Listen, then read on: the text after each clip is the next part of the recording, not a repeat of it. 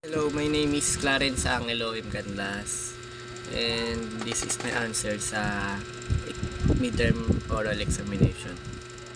And number 1 question: what have you learned so far from our midterm lessons? Ang natutunan ko po sa mga lectures ay una po yung inequality ng bawat bansa, bawat country. Ganon din po yung sa ano po ba yung factors ng mga bansa, ano yung nangyayari sa ekonomiya, kung paano ito gumagalaw, kung paano nakipag-trade sa ibang bansa, export and import.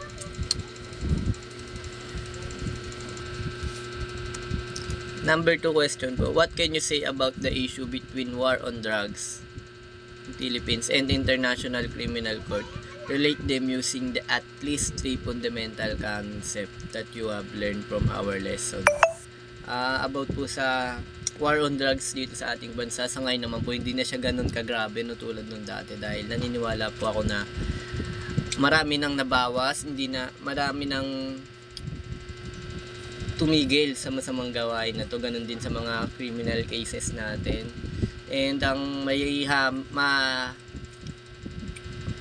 maambing ko po dito yung tatlong lesson, na yung una po yung the rise of global corporation, yung pangalawa po the global interstate system, and yung pangatlo contemporary global governance. So sa mga pamamagitan po nito, maaari tayong matulungan ng ibang bansa upang malutas ito. Ano yung reason kung para mas lalong magawa ito ng mabuti?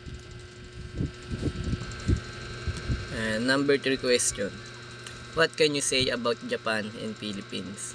Relate them using the at least 3 fundamental concepts that you have learned from our lesson. No?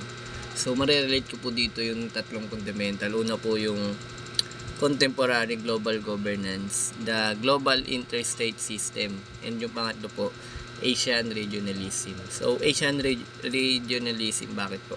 Kasi po ito po yung nag-accelerate sa globalization, di ba? And siya rin po yung tumutulong paano mas mapaunlad, kung paano mas mapaganda ang bawat bansa. So, sa Japan and Philippines, maaari po natin may apply yun.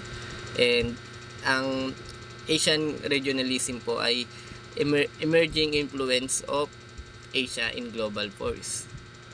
And yung isa po, contemporary global governance, dahil ito po yung specific characteristics of the territorial state. So, isa din siya sa way kung paano maging maganda yung pakikitungo ng Philippines sa Japan.